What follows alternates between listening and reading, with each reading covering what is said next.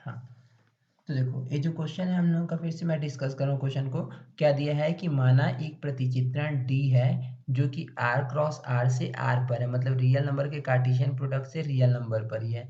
निम्न प्रकार परिभाषित है। कैसे परिभाषित है कि डी एक्स कॉमा वाई जो है इक्वल है mod of x minus y के अपॉन में 1 plus mod of x minus y के।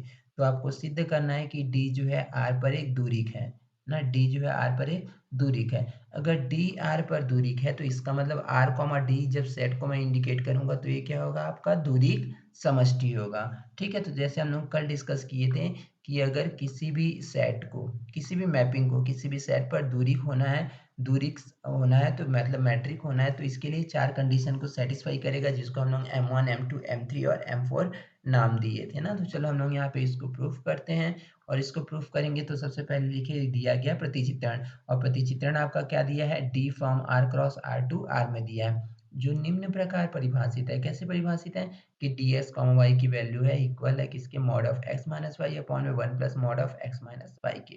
तो आपको यहाँ पे बताना है, आपको सिद्ध करना है एक्चुअली कि डी जो है आर पर दूरी की, तो हम लोग लिखे कि डी जो है आर पर दूरी कहलाता है यदि यह निम्न गुणधर्मों को सेटिस्फाई करता है ना। तो देखो कौन कौन से गुणधर्म होते हैं, दैट मीन्स कौन कौन सी प्रॉपर्टी होती है, इसके बारे में हम लोग यहाँ पे डिस्कस करते हैं ना। देखो जैसे हम लोग पहला भी डिस्कस कर चुके हैं, दूरिक समष्टि के लिए टोटल कितने कंडीशंस होती हैं, 4 कंडीशन, M1 M2 M3 और M4। ओके, तो चलो हम लोग यहाँ पे प्रूफ करते हैं। पहले कौन सी कंडीशन को हम लोग लिखेंगे, M1। M1 जो होता है नॉन नेगेटिविटी की कंडीशन होती है, दैट मीन्स क्या होगा, m comma y is sorry d s comma y is always greater than equal to 0। देखो अगर हम लोग यहाँ पे इसके लिए जाए ना, तो देखो आपको क्या, आप जानते हैं कि सिंस फॉर ऑल, या फिर यहाँ पे हम लोग लिखे कि देखो डी एक्स कॉमा वाई, ठीक है, d x comma y question के अकॉर्डिंग अगर हम लोग देखें तो d x comma y equal to क्या दिया है बताओ, mod of x minus y upon में 1 plus mod of x minus y. Clear है पॉइंट? हाँ, अब देखो यहाँ पे ध्यान देना, इसकी वैल्यू क्या होगी, always greater than equal to 0 होगी। क्यों ग्रेटर देन इक्वल टू 0 होगी, तो देखो since mod of x minus y, ठीक है, mod of x minus y की अगर हम बात करें तो mod of x minus y कभी नेगेटिव हो सकता है क्या? ओके, तो देखो ऊपर आपका पॉजिटिव नंबर है और नीचे भी पॉजिटिव नंबर है, क्यों, क्योंकि मॉड में एक्स माइनस वाई तो पॉजिटिव है ही है, और ये क्या है बताओ, 1 है, तो 1 के साथ कुछ भी ऐड करोगे तो भी पॉजिटिव मिलेगा। मतलब ये वैल्यू कभी भी आपकी क्या होगी बताओ, नेगेटिव नहीं हो सकती है ना। क्यों? क्योंकि आपका मॉड एक्स माइनस वाई दिया है और मॉड की वैल्यू कभी भी नेगेटिव नहीं होती है। क्लियर है पॉइंट? हाँ, तो देखो यहाँ पे क्या हो गया बताओ, तो दिस इंप्लाइज आपका पता चल गया कि डी एक्स कॉमा वाई की वैल्यू क्या है बताओ, ग्रेटर देन 0 है, किसके लिए, for all x comma y belong करता है आपका रियल नंबर में है तो उसके लिए। क्लियर है ना? अब हम लोग यहाँ पे सेकंड कंडीशन जाएंगे। सेकंड कंडीशन क्या था बताओ, M2, ठीक है, M2 के लिए गए हम लोग। देखो जब आप यहाँ पे M2 के लिए जाओगे तो M2 के लिए तो हम लोग डायरेक्ट यहीं से उठा लेते, क्योंकि ए यहाँ पे सॉल्व किया हुआ है ना।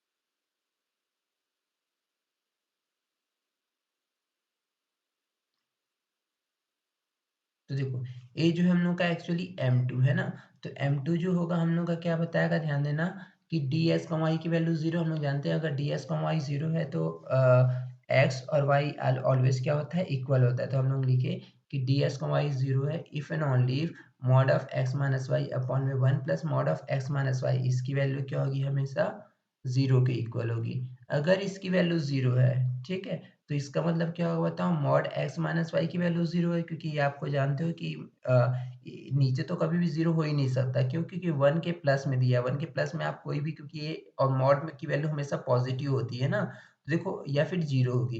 तो अगर मान लो इसकी वैल्यू 0 भी हो जाती है तो भी 1 प्लस 0 आपको पॉजिटिव नंबर ही मिलेगा। तो देखो इसकी वैल्यू 0 तभी होगी जब ऊपर में जो मॉड है x माइनस वाई, इसकी वैल्यू क्या हो जाए, 0 हो जाए, तो इसकी वैल्यू 0 होगी।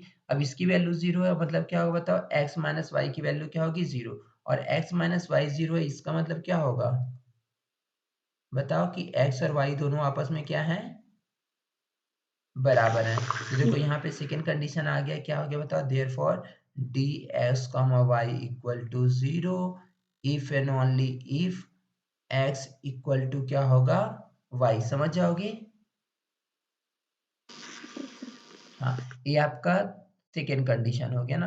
अब हम लोग किसके लिए जाएंगे यहाँ पे, थर्ड कंडीशन, और थर्ड कंडीशन आपका कौन सा होता है, M3,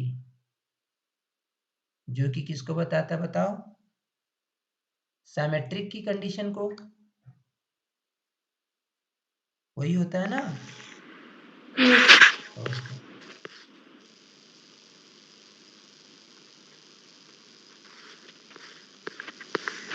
देखो M3 के लिए हम लोग चलते हैं ना, सिमेट्रिक की कंडीशन के लिए। तो सिमेट्रिक के लिए देखो, जब यहाँ पे जाओगे तो सबसे पहले क्या करोगे, सिंस आपको पता है कि डी एक्स कॉमा वाई, ठीक है, अगर क्वेश्चन के अकॉर्डिंग देखें तो डी एक्स कॉमा वाई की वैल्यू क्या है, mod of x minus y upon में 1 plus mod of x minus y, और आपको बताना है कि इसकी वैल्यू किसके इक्वल होगी, डी वाई कॉमा एक्स के, ठीक है। अब देखो मॉड में अगर मैं क्या करूं, यहाँ पे माइनस कॉमन ले लूं, तो माइनस क्या होगा बताओ, वाई माइनस एक्स हो जाएगा, ठीक है। और यहाँ पे भी अगर देखो तो 1 प्लस, इसमें से मॉड में कॉमन लूं, माइनस कॉमन लूं अंदर की वैल्यू में से, तो क्या होगा, वाई माइनस एक्स। और जानते हैं कि मॉड हमेशा क्या होता है बताओ, नेगेटिव को पॉजिटिव बना देता है। अगर मॉड नेगेटिव को पॉजिटिव बना देता है तो इसको मैं क्या लिख सकता हूँ, mod of y minus x upon में 1 plus mod of y minus x, ऐसा लिख सकते हैं क्या बताओ? हाँ, तो जल्दी से स्क्रीनशॉट ले लो, फिर मैं आगे कंटिन्यू करता हूँ ना। Okay, done. ओके, तो देखो यहाँ पे क्या हो गया बताओ, इसकी वैल्यू किसके इक्वल आ गई थी, यहाँ पर हम लोग लिखे थे mod of y minus x upon में 1 plus mod of y minus x, ठीक है। तो देखो जैसा क्वेश्चन में डिफाइन किया था, क्वेश्चन में क्या था बताओ, डी एक्स कॉमा वाई, और डी एक्स कॉमा वाई की वैल्यू जो थी आपकी mod of x minus y upon में 1 प्लस मॉड में एक्स माइनस वाई था, ठीक है। तो देखो यहाँ पे जब ए एक्स माइनस वाई की वैल्यू थी, मतलब डी एक्स कॉमा वाई की वैल्यू थी, तो अगर इंटरचेंज हो गया तो ये क्या बन गया, डी वाई कॉमा एक्स बन गया ना।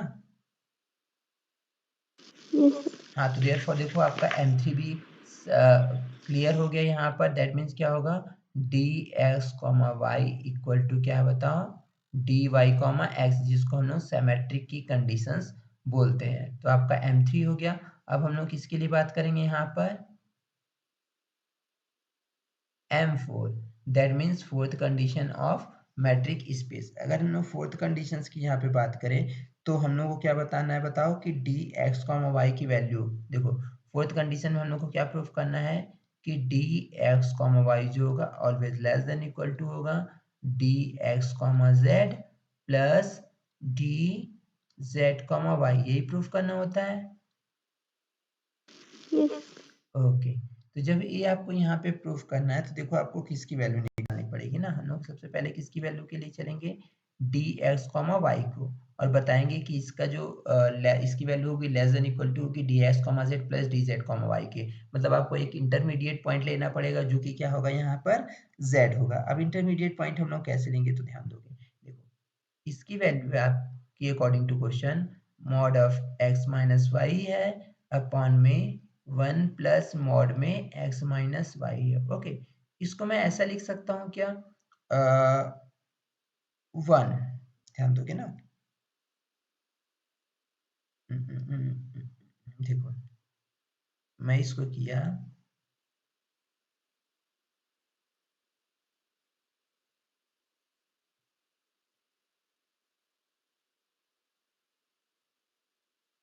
वन, ठीक है,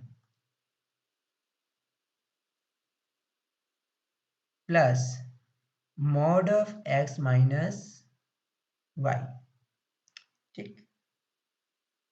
हम्म,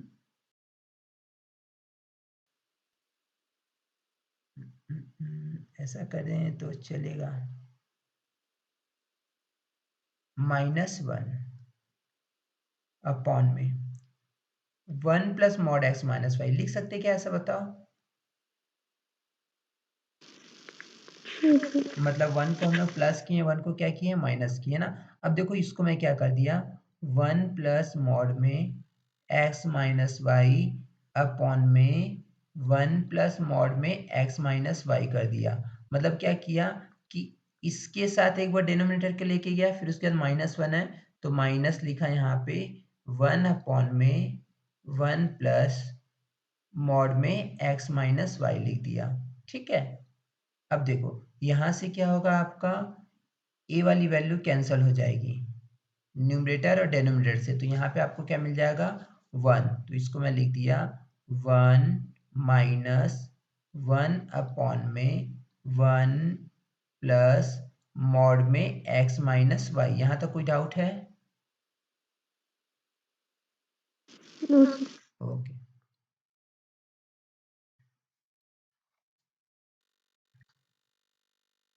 तो देखो